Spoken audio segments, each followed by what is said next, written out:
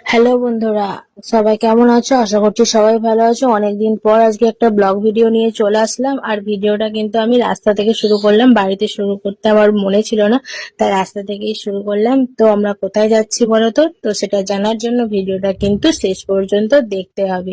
আর দেখো, তোমাদের দাদাভাই ওখানে মিষ্টির দোকানে গেছে, তাই আমরা কিন্তু টোটোতে বসে রয়েছি।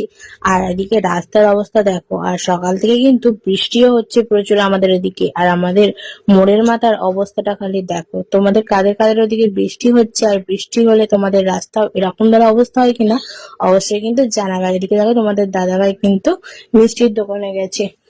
আর এই দেখো, আমরা কিন্তু এসেছিলাম গঙ্গা স্নান করতে, তোমাদের কাছে কিন্তু বলেই দিলাম। তো দেখো, গঙ্গা স্নান কিন্তু আমার হয়ে গেছে, আর এখানে কিন্তু আমি রেডি হয়ে নিচ্ছি। দেখো, স্নান করে চুল ফুল আঁচড়াবো, সিঁদুর পরবো। গঙ্গা স্নান করতে গেলে তো এগুলো করতেই হবে। তারপরে দেখো, আমার মেয়ে কিন্তু এখানে কচুরি খাচ্ছে। আমরা কিন্তু বাড়ি থেকে তখন যে মিষ্টির দোকানে ছিলাম, ওখান থেকে কিন্তু আমরা কচুরি কিনে নিয়ে এসেছিলাম, গঙ্গা স্নান করে যেহেতু কিছু খাওয়া দাওয়া করে আসতে হয় তার জন্য। তারপরে দেখো, সারাদিন এসে আমি এতটাই ক্লান্ত হয়ে পড়েছিলাম, আর কোনো ভিডিও ক্লিপ নেবো সেটা আমার খেয়ালই ছিল না। এটা কিন্তু তার পরের দিন সকালে, ঠিক আছে, বিশ্বকর্মা পুজোর আগের দিন সকালে এটা।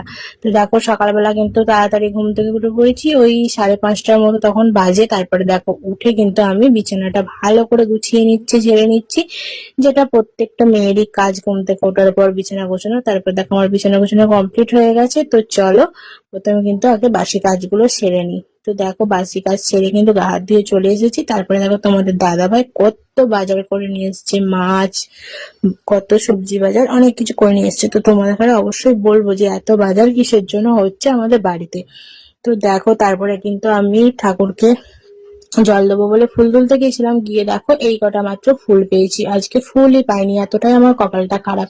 তো দেখো, তারপর ওই কটা ফুল দিয়ে আমি ঠাকুরকে জল দিয়ে দিলাম। আর এদিকে আমার মেয়ে দেখো ওইটাকে নিয়ে খেলা করছে। আর কি বলছিল সেটা আমার অতটা মনে নেই, তোমরা বলো তো, কেউ যদি বলতে পারো। তারপরে দেখো, আমি মাছগুলো কিন্তু বাছা দেওয়া হয়ে গেছিল, তারপরে মাছগুলো আমি কিন্তু ভাজতে চলে গেছিলাম। এতগুলো মাছ ভাজতে কিন্তু আমার অনেকটা টাইম লেগে গেছিল। ভালো করে মাছগুলো কিন্তু সব আমার ভাজা হয়ে গেছে। তারপরে দেখো, দুপুরে রান্না বান্নাও কিন্তু হয়ে গেছে। দুপুরে রান্না বান্না করার সময় ভিডিওটা আমার আর করা হয়নি। তো দেখো, এখানে মাছের ঝাল হয়েছে, সয়াবিন আলুর তরকারি হয়েছে, ভাত। তো আমি আর আমার মেয়ে দুজনে একটা থালাতেই নিয়ে খেতে বসে পড়েছিলাম, আমিও খাচ্ছিলাম আর ওকেও খাইয়ে দিচ্ছিলাম।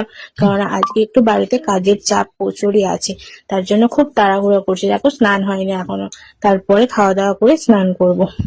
তো কিসের জন্য এত বাড়িতে আমার তোড়জোড় চলছে সেটা জানতে গেলে তোমাদের কিন্তু এর নেক্সট ভিডিওটা কিন্তু দেখতেই হবে। তো একই ভিডিওতে